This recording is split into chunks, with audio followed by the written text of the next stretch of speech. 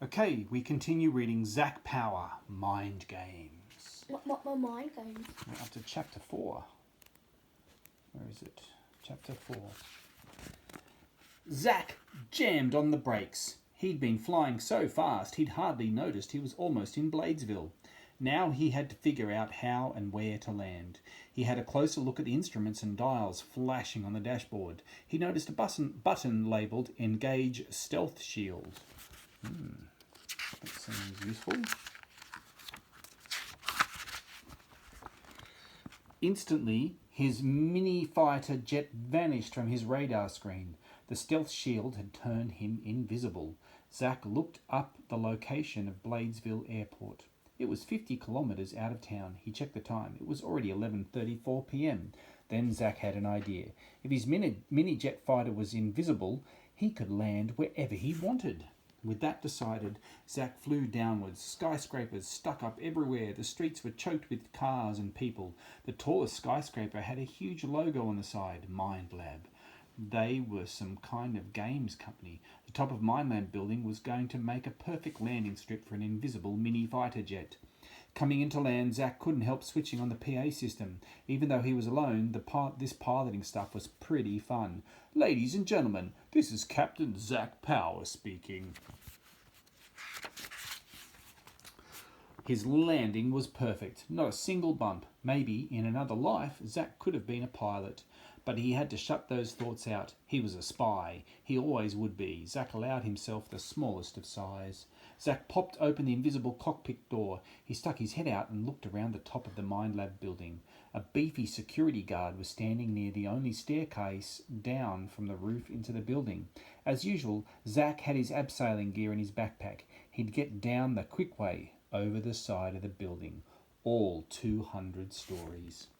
Around floor 103, Zac's spy pad beeped. He fished about in his pocket awkwardly. Abseiling 100 floors above a busy street wasn't the perfect time to be checking messages. It was a cryptic message from GIB Mission Control. Message received 12:49 a.m. Go to Electric Eel Workshop, Shop 13, Dank Alley, Bladesville. Your contact is Mrs. X. Zac made it down to the street and looked around. He'd never seen such a strange place. It was the middle of the night, but it was still burning hot. Stalls selling food and fake electronic games were everywhere. Music blasted. A monorail snaked overhead. According to his spy pad's GPS, Dank Alley was not far. He zigzagged down alleys smelling of fish heads and rubbish. Finally, he found Dank Alley. Shop 13 was down the end, nearly hidden by steam rising up from the gutter. A sign on a grimy door read, "We're closed, so go away." Zac knocked anyway. "Mrs. X," he called, "it's Zac Power." 6 or 7 deadlocks opened. The door swung aside a crack. In the dim light, Zac saw a woman about his own height. Her face was wrinkled, her hair white. A tattoo of an eel twisted up her arm. She looked 120 years old. "Come," she said in a funny accent. With a crooked old finger, she directed Zac to the back of the shop. There stood something covered with a dusty old sheet. Whatever it was, Zac couldn't imagine needing it for his mission.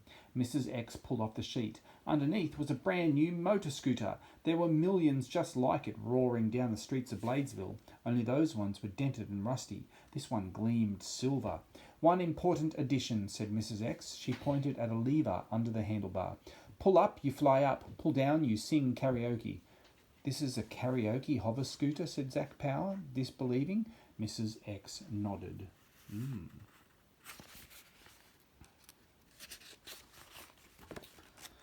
"You go. Tell GIB I send Big Bill. Very soon." Mrs. X started to cackle to herself.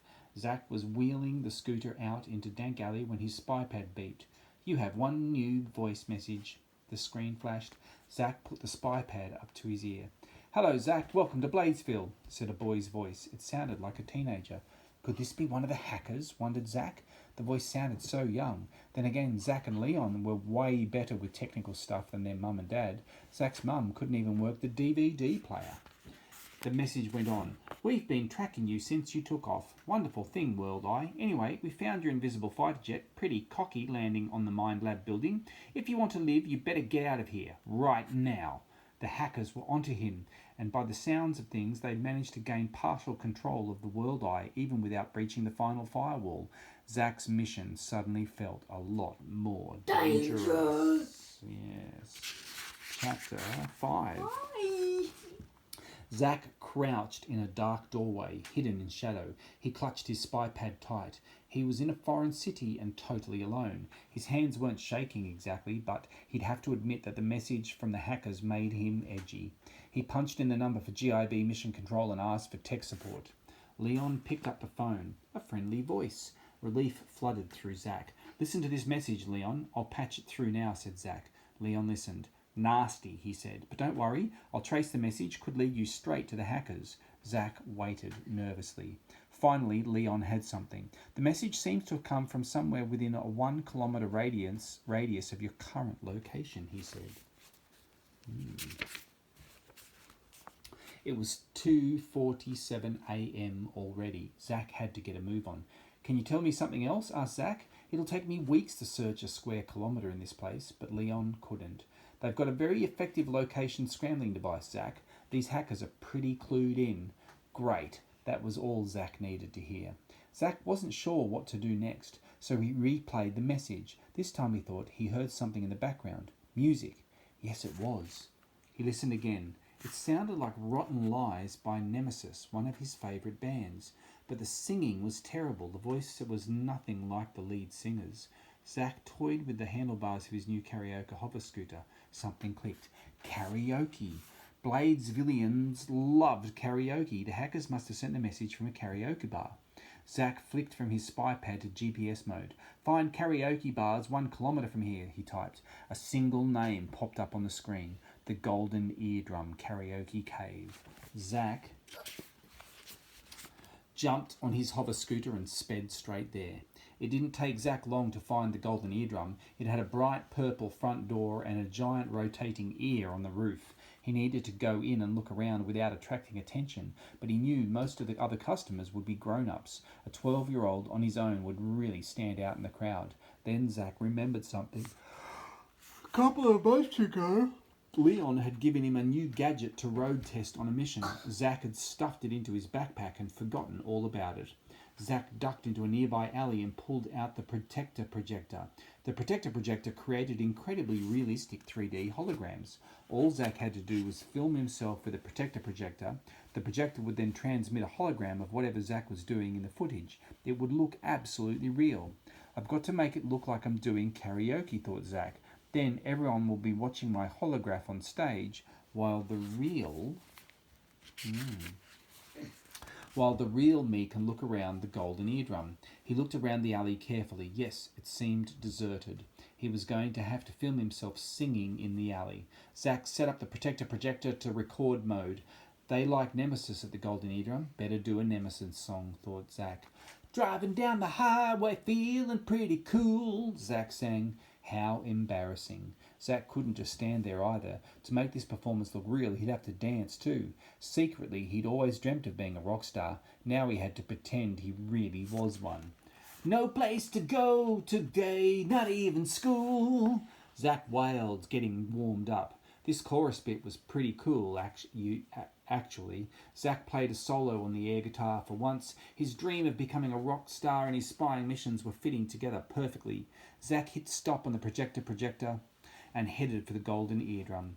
He was going to track down those hackers if it was the last thing he did, and his hologram was going to put on one awesome show. Chapter 6. A queue snaked out of the Golden Eardrum. Men in suits shouted and swayed. Women in their best dresses teetered in high-heeled shoes. None of these people look like hackers, thought Zac. Actually, they look like an ad for staying at home with a good DVD. Just then, the bouncer unclipped the velvet rope blocking the entrance. He waved a couple through, and Zac tagged along behind. He was inside. The Golden Eardrum was absolutely packed. In a crowd like this, the hackers could be anywhere. Through the smoky haze, Zac saw a stage at the front of the room. Above that, there was a large screen. Song lyrics appeared on the screen so you could follow along when you were up on stage singing. Along one wall, he saw what looked like phone booths. They were soundproof karaoke practice booths. Up on stage, a trio of girls were finishing a horrible, soppy love song. Now's my chance, Zac whispered to himself. He sneaked up to the stage. He hid the projector under a nearby table and switched it on. A beam of light shot out. Zac aimed it at the stage. Leon's gadget worked, for there, up on stage, was an absolutely realistic hologram